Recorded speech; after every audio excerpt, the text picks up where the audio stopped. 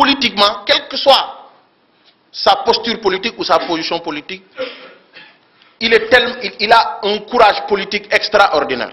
Il n'hésite pas à s'arrêter, à défendre ses positions et à dire ce qu'il pense pour le seul et unique intérêt du Sénégal et de la République. C'est pour ça que nous avons porté notre choix sur lui pour débattre avec nous cet après-midi de ces deux questions-là extrêmement importantes et cruciales que sont le processus électoral au Sénégal et en second lieu la pacification des rapports entre le pouvoir et l'opposition.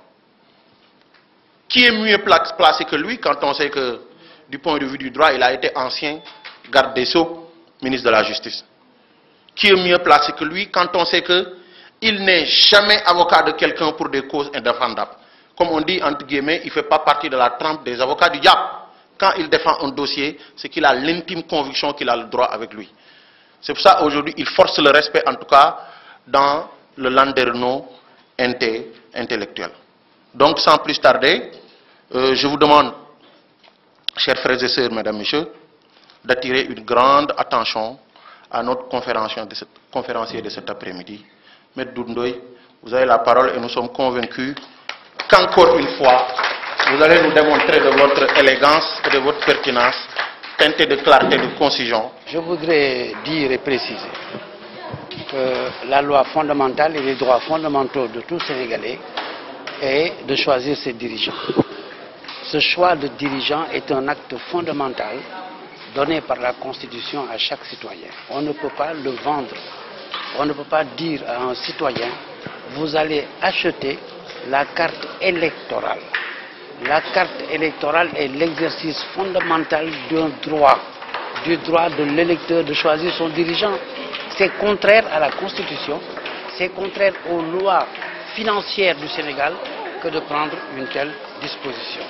Et il y a même d'autres lacunes de ce système, beaucoup plus graves même encore, parce que le code électoral dit que le citoyen est inscrit sur les listes électorales et que la carte électorale doit lui être délivrée. Supposons que quelqu'un prenne cette nouvelle carte d'identité et électorale. Cela signifie qu'il est électeur. Donc, tous les citoyens sénégalais sont des électeurs parce que chaque citoyen doit avoir sa carte d'identité. Chaque citoyen doit avoir une carte d'identité. On ne peut pas l'empêcher, on ne peut pas le lui interdire. Mais la carte d'identité comprend de l'autre côté une carte d'électeur. Donc tous les citoyens sénégalais sont citoyens et électeurs à la fois. Or, une grande partie de citoyens ne peut pas être électeur. Parce que le code électoral interdit d'inscrire sur les listes électorales les citoyens qui ont été condamnés. Vous voyez ces questions de droit. Ça, c'est une nouvelle question de droit fondamentale. Moi, aujourd'hui, si j'ai la carte d'identité nouvelle, je suis électeur parce que j'ai la carte d'électeur. Si je sors de prison, je suis électeur. Or, la loi interdit à celui qui a été condamné d'être électeur, d'être inscrit sur la carte électorale. Il y a un problème sérieux. D'abord, ce n'est pas à la Banque mondiale de permettre au Sénégal de s'endetter. La Banque mondiale peut juger que le Sénégal est un bon pays qui peut s'endetter. Mais on n'a pas besoin de son autorisation, de sa permission. Mais on a besoin de son appui, bien entendu. Mais ce que je remarque est que le représentant résident de la Banque mondiale a dit que le Sénégal peut s'endetter à 6 ou 7% de taux d'intérêt. Moi, c'est ça qui m'intéresse. Aucun pays au monde aujourd'hui, démocratique, occidental, riche, n'emprunte à 3%. Tous les crédits du monde entier aux États se font entre 1 ou 2%. L'Amérique emprunte à 1%. La France emprunte à 1,5%. Aujourd'hui, vous, Sénégalais, vous-même, vous allez en France, vous allez emprunter, on vous prête à 4%. Vous, individu, simple travailleur. Et le Sénégal vient emprunter à 6 ou 7%. Et ces 6 ou 7% d'intérêt, c'est nous qui le payons. C'est le vendeur d'eau, c'est le vendeur d'arachide, c'est celui qui va acheter son tissu pour le porter, qui le paye à travers les taxes et les impôts. Ce n'est pas Macky Sall qui paye les dettes, c'est chacun d'entre nous. Il n'est pas normal que notre pays continue à s'endetter à 6 ou 7%. Il y a 15 ans, j'ai lutté dans mes écrits, parce que moi tout ce que je dis, je l'écris. J'ai lutté dans mes écrits contre les banques sénégalaises qui nous prêtaient de l'argent à 11 ou 12% pour construire nos maisons. Aujourd'hui, les banques sénégalaises nous appellent pour nous prêter à 5%. C'est affiché partout. Et notre pays va emprunter à 6 ou 7%. Si Macky Sall emprunte 1 000 milliards aujourd'hui, dans 15 ans, il aura remboursé 2 000 milliards. Qui le rembourse? Ce n'est pas lui, ce sont nos enfants. Nous pouvons faire mieux, nous pouvons l'aider. C'est à chaque Sénégalais à l'aider, bien entendu. C'est à l'opposition à l'aider. C'est aux banquiers à l'aider. C'est à chacun d'entre nous à lui dire non, monsieur le président, c'est pas comme ça, c'est comme ça. Nous allons vous accompagner pour que vous ayez moins que 6 ou 7%. Ce que la Banque mondiale a dit n'est pas normal. Nous ne l'acceptons pas. On peut emprunter, on doit emprunter, mais on ne doit pas emprunter à 6 ou 7%. Les élections peuvent avoir lieu. Je souhaite que les élections aient lieu. Mais je dis que les lois du Sénégal, les conditions dans lesquelles le code électoral est pris, la carte d'identité avec la nouvelle carte électorale, tout ça, ce n'est pas de bonnes conditions. À mon avis, ça fausse le jeu démocratique, ça fausse le jeu électoral. Nous avons tous des cartes d'électeurs. Nous avons tous des cartes d'électeurs en ce moment. Alors pourquoi on nous oblige à acheter une autre carte d'électeur à 10 000 francs? On le dit. Et pourquoi? J'ai une carte d'identité dans ma poche droite et une carte d'électeur dans ma poche gauche. Et pourquoi on me dit va acheter une carte d'électeur et d'identité à la fois à 10 000? Et pourquoi? Le vendeur d'arachide, le pauvre, le lépreux, le mendiant, est-ce qu'ils ne sont pas des Sénégalais? Est-ce qu'ils n'ont pas le droit de voter? Et vous voulez qu'ils achètent à 10 000? C'est contraire à notre constitution. Et en plus, chose plus grave, celui qui a cette nouvelle carte-là, il est électeur. Or, la loi électorale dit que tous ceux qui ont été condamnés à une peine d'emprisonnement ferme ne sont pas des électeurs. Suivez mon regard sur tous ceux qui ont été condamnés ces dernières années à une peine d'emprisonnement ferme. Mais ceux-là, quand ils vont prendre leur carte d'identité, ils auront en même temps la carte d'électeur, même s'ils le payent à 10 000 francs. Donc, il y a une discussion à faire autour du droit dans notre pays. Je ne dis pas oui, je ne dis pas non, je dis étudions mieux nos textes, étudions mieux les lois du pays, discutons un peu plus entre nous. Ce n'est pas une question je suis contre ou pas contre. Moi, je ne suis pas contre Macky Sall. Je me considère comme son frère, comme son ami. J'ai contribué à ce qu'il soit assis comme président de la République et je souhaite qu'il réussisse. Mais on lui fait commettre des erreurs. Techniques, je dis techniques. Beaucoup de pays qui se sont appauvris à cause de leur pétrole, ils se croyaient riches. Mais je veux m'expliquer mieux. Parce que dans une conférence où on est pressé aussi, on ne dit pas tout. Je veux m'expliquer mieux. La question pétrolière, la question pétrolifère est une double question. Lorsqu'un pays exploite son pétrole, ce pays peut gagner beaucoup d'argent lorsque les cours mondiaux du pétrole ont monté. Le prix du pétrole peut monter. Le pétrole peut se faire rare. Et vous, votre pétrole, dans ce cas-là, ça coûte cher. Et vous gagnez beaucoup d'argent, à condition que vous l'utilisiez bien. Mais vous gagnez beaucoup d'argent.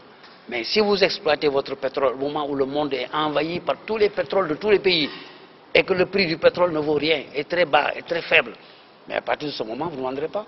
Parce que les frais que vous supportez sont plus importants que ce que vous tirez de votre ressource. Bon, voilà les fluctuations du pétrole. Trouver du pétrole ne signifie pas être riche. Attendons que le pétrole soit exploité aux conditions du gouvernement. Moi, je ne discute pas ces conditions-là. Un gouvernement qui dirige, choisit ses hommes, choisit les entreprises, fait ses marchés. Ça, tous les gouvernements du monde ont ce pouvoir. Je ne discute pas ça. Mais je dis, attendons que ceux qui sont choisis exploitent leur pétrole. Est-ce qu'ils pourront même l'exploiter? Est-ce qu'au moment où ils voudront l'exploiter, le pétrole ne sera pas au plus bas, où eux-mêmes vont fuir et renoncer? En attendant que le prix du pétrole monte. Donc lorsque le pétrole sera exploité, souhaitons pour notre pays que les cours mondiaux s'élèvent. Parce qu'en ce moment, les cours mondiaux sont au plus bas. Et le Canada a du pétrole bitumeux en quantité illimitée. Le pétrole bitumeux, c'est du pétrole qui vient du sable, qu'on voit là. Vous marchez sur le pétrole. Vous marchez dans le sable. Ce sable est composé de pétrole. Et c'est ce sable qui est filtré pour sortir avec de l'eau du pétrole. Tout le Canada, c'est du pétrole bitumeux. Donc le monde va être envahi par le pétrole bitumeux. Donc attendons un peu, ne nous précipitons pas, faisons pas d'histoire au gouvernement pour ça.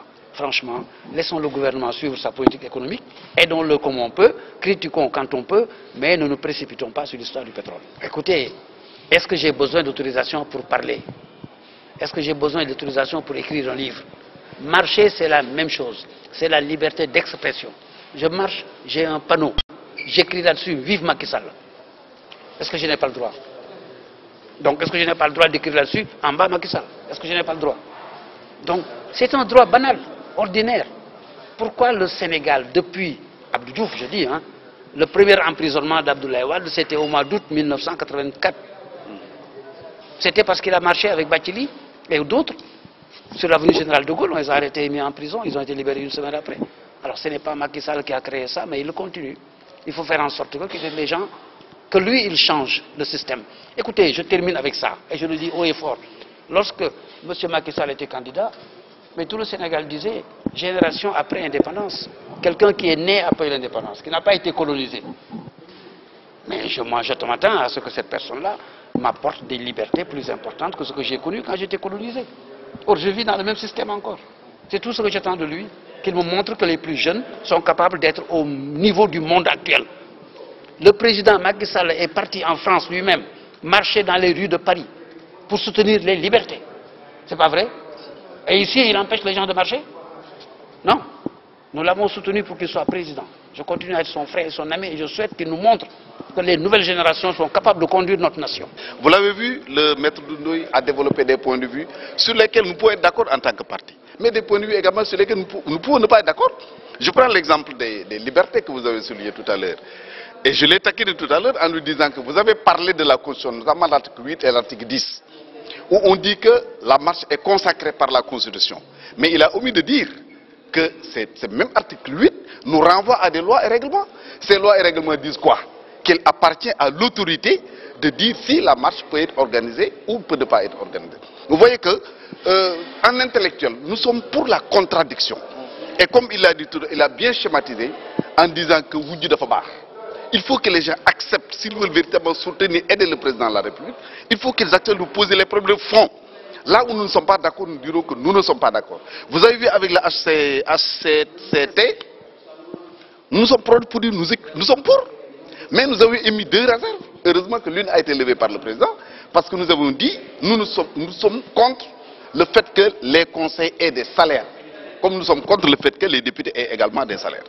Mais donc le président a levé cette réserve que nous avions. L'autre réserve, pour nous, sur 150 conseils, nous estimons que le président ne doit pas nommer 70. Pour nous, c'est trop.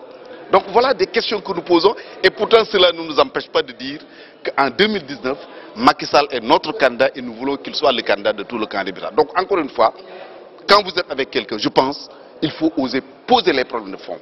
Appeler les gens à avoir des rapports civilisés. Est-ce qu'il est normal que je me lève un beau jour parce que je ne suis pas d'accord avec monsieur, parce que nous ne sommes pas du même bord politique aujourd'hui, alors que hier nous étions ensemble, que je me mette à dire il est homosexuel, il est franc-maçon, il a des lobbies derrière lui, c'est un voleur? Ce n'est pas correct. Il faut que l'on comprenne que nous avons des familles. Nous voulons diriger un pays. Vous ne pouvez pas prétendre diriger des gens et puis passer tout notre temps à nous invectiver. Et alors, quand on vous traîne en justice, vous dites je m'étais trompé, c'est pas ce que j'avais dit, les journalistes n'ont pas traduit fidèlement ma pensée. Donc je pense que c'est des questions que nous voulons nous poser sur la table, qu'on en discute véritablement pour qu'il y ait des rapports sereins entre les acteurs politiques.